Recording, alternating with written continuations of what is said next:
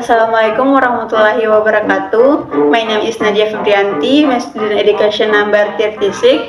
Oke, di sini saya akan menjelaskan mengenai biografi dan juga dasar pemikiran dari seorang tokoh yang bernama James David Money.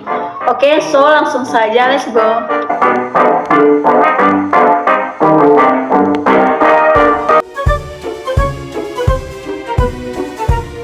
Kita membahas mengenai beliau, yaitu James David Money. Dia merupakan seorang insinyur Amerika dan eksekutif perusahaan di General Motors. Beliau makin cemerlang ketika ia menjadi presiden dan manajer umum Delco Remy yang merupakan anak perusahaan dari General Motors. Pada tahun 1922, beliau diangkat menjadi presiden General Motors Overseas yang bertanggung jawab atas operasi di seluruh dunia dan memainkan peran yang penting di dalam urusan internasional pada 1930-an.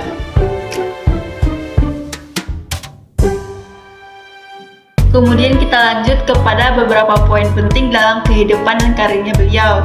Yang pertama, beliau tersebut lahir di Cleveland, Ohio pada 18 Februari 1884, yang mana beliau memulai kelasnya pada tahun 1904 di Cass School of Palestine dan mengambil jurusan teknik pertambangan. Namun, ia tidak lulus dalam periode 4 tahun tradisional. Nah, kemudian dia bekerja di Westinghouse Electric, B.F. Goodrich, dan Royal Brewing Company, yang mana kemudian hal tersebut menjadi bagian dari General Motors antara tahun 1910 dan 1917.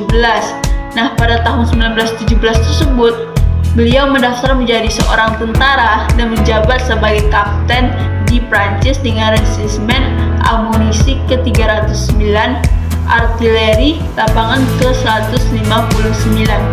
Pemimpin awal dalam teori manajerial mencatat teori dan pengalaman kehidupan nyata di dalam sebuah buku bernama Onward Industry 1931 yang banyak dibaca dan kemudian diterbitkan kembali dengan judul The Principle of Organization, yang mana beliau terlibat dalam urusan-urusan internasional, bertemu dengan pejabat-pejabat terbuka pemerintahan dan anggota elit-elit lainnya di negara yang ia kunjungi. Ia mendiskusikan masalah-masalah seperti ekonomi lokal dan global, yang mana ia juga dianugerahi dengan sebutan Order of Merit of the Engel Jerman pada tahun 1938. Kemudian beliau pada bulan Mei 1939 bertemu dengan pejabat Nazi di Jerman dan mendiskusikan berbagai isu mengenai fasilitas GM Adam Opel, yang mana setelah Perang Dunia Kedua beliau kembali ke GM tapi keluar pada tahun 1946 untuk memimpin Wheels of Roland Motors sebagai chairman dan presiden. Kemudian James David Money tersebut meninggal di Tucson, Arizona pada tanggal 21 September 1957 pada usia 73 tahun. Karir Money terganggu pada tahun 1940 ketika ia dituduh bersimpati dengan Nazi. Makalahnya tersebut yang terutama berkaitan dengan keterlibatannya yang setengah resmi dalam urusan internasional antara tahun 1939 dan 1940 tersedia di sumber daya arsip Universitas Georgetown.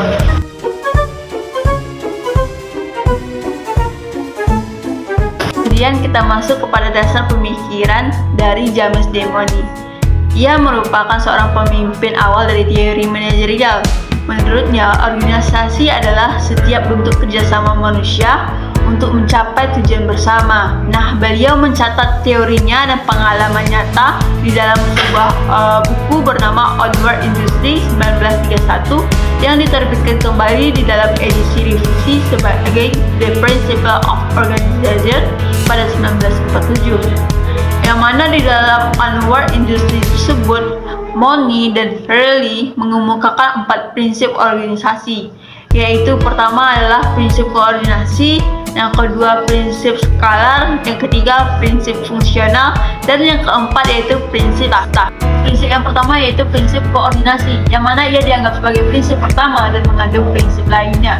Koordinasi tersebut berarti mengkombinasikan upaya beberapa orang atau kelompok untuk melakukan suatu kegiatan melalui tindakan bersama atau kesatuan tindakan. Nah, dengan demikian koordinasi melibatkan sejumlah individu yang melakukan kegiatan bersama untuk mencapai tujuan bersama. Prinsip yang kedua yaitu prinsip skalar, yang mana ia digambarkan sebagai peringkat tugas yang melibatkan diferensiasi anggota organisasi sesuai dengan derajat otoritas dan tanggung jawab yang terkait.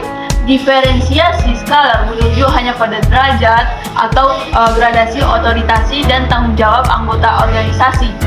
Skalar kadang-kadang disebut juga sebagai hierarki. Namun untuk menghindari ambiguitas definisi, para ahli lebih memilih menggunakan nama skalar yang berarti serangkaian langkah.